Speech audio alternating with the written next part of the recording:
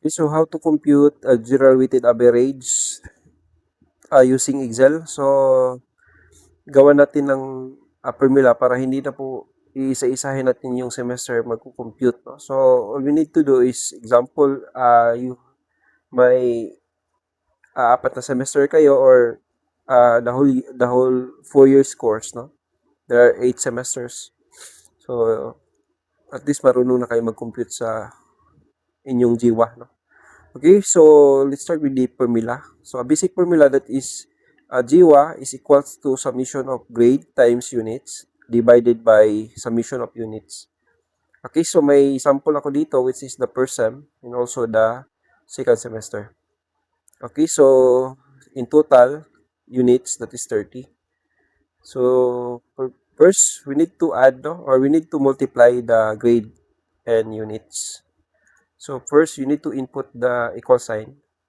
Then click the units, then put asterisk. No? Asterisk means multiplication. Then click grades, then enter. So yung result is ito. So double click lang natin to para automatic siyang magtutotal. So may total po na po siya lahat. Okay, so example, we need to sum all the total. I-sum natin kasi ang hinahanap natin dito sa formula is the multiplication between the grades and units and also the summation, meaning the total. Okay, so we need to add equal sign. Then type sum. I-double click natin itong sum. Then highlight lang natin to from the PIL 103 until this last subject, AS6. Then close parenthesis. Then enter. So meaning your result is 48, no? So yung total overall in total or the summation of the units and grades which is 48. Ito na 'yon. Okay, so gawan na natin dito ng table, no? So which is simple table lang. So lagay tayo dito GWA. Then dito sa taas para meron naman tayong result, no? The summation of grade times units which is 48. So lagay natin ito yung 48. Lagyan natin ng box. Okay, so dito is 48. So, we need to type equal sign. Then, click lang natin yung 48. Okay. Enter natin. So, 48. So, dito is same pa rin, equal sign. Click natin yung 30. Then, enter.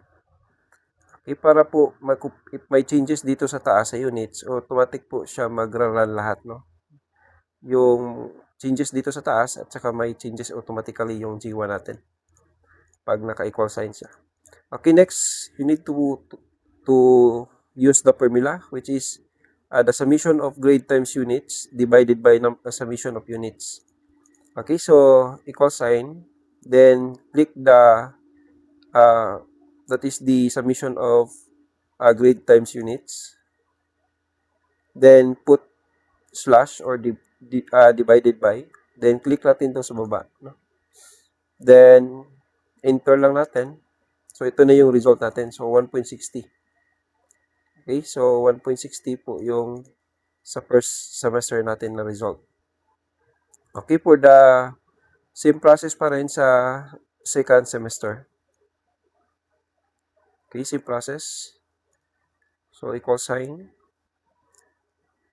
Click natin to units times grades. Enter lang natin. Then, double click. At tayo ng 0. Okay, di yung total. So, type equal sign. Sum. I-highlight lang natin dito at saka dito. Then, close parenthesis, enter. Okay, dito sa kabila, sa second semester is that is 48.25, no? So, 28.25. So, ito na yung results. So, lagay lang tayo dito ng same process, no? So, GWA. then total. Okay, so ito na po yung ano natin. So, equal sign. So, click natin yung summation of units times grades. Then, equal sign na. Then, units. Ito lang natin. Dito is equal sign. Click natin sa taas. Divided by 32. Okay, so dito sa kabila, makikita natin is marami po yung decimal, no? We need to adjust the decimal. So, example, click nyo lang, then click nyo dito, no? Less or gusto nyo dalawang decimal point. So after the decimal, meaning dalawang numbers after the decimal, so pwede din siya. Okay, so meaning yung sa second semester natin is that is 1.51. So dito is 1.60.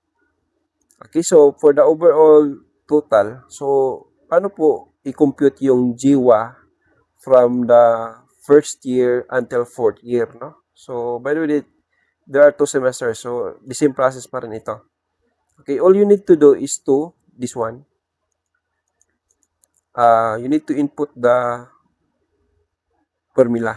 Okay, so ano lang natin, merge, then GWA. Then dito is results.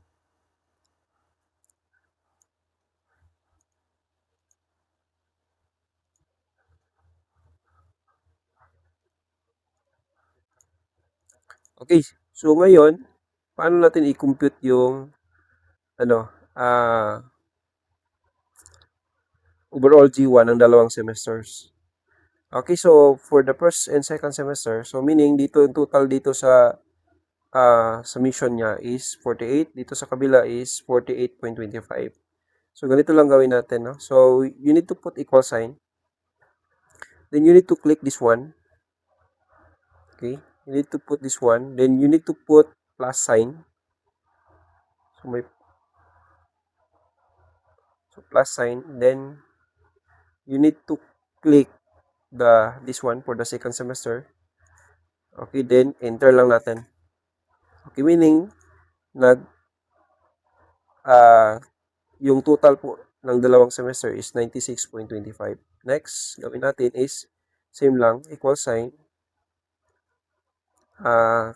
Click natin dito sa units, no? Units. Pwede din kayo dito sa baba, no? Then plus sign. Then ito units. Enter. Okay, meaning may total na tayo dito which is 62 total units. So the same process, equal sign. You need to click this one, divided by summation of units, then enter. So ito na po yung result natin. Adjust lang natin yung 0. So meaning in overall, meron tayong 1.55 yung overall GWA natin in the 2 semesters, no? So sa dalawang semester, may 1.55 tayo overall. Kasi sa 48 and also 48.25, no? So that is the ano. Okay, so and I hope may natutunan kayo for in tutorial for how to compute your GWA. So I did not input the 8 semesters, no? But I also showed shown the 2 semesters. But the same process yan, lahat, no? From the start until the end. Okay, so yun lang. Thank you and God bless.